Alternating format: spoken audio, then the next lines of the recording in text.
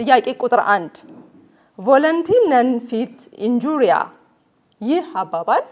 ወደሽ ከተደፋሽ ቢረግጡሽ አይክፋሽ የሚለውን የህግ ተጠያቂነት መርህ ይወክላል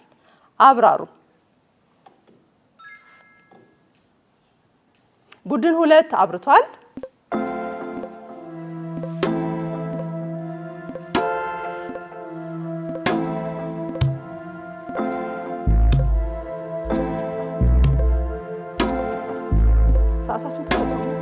አንድን ስራ ካረጉ በኋላ ተጠያቂነት እንዳለና ዝም ብሎ በነፃ ማለፍ እንደሌለ ላረጉት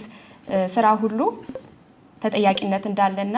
ዝም ብሎ ሰርቶ ዞር ብሎ መሄድ እንደማይቻል ሪስፖንሲቢሊቲ ወይም ኃላፊነትን የሚያሳይ ነው ለሁሉም አክሽን አብራሩ በደንብ አንድ ነገር ፈቅዶ ካደረገ በኋላ ለሚመጣው ኮንሲኩዌንስ ወይም ውጤት ተጠያቂነትን አብሮ እንደሚመጣ አምኖ መቀበል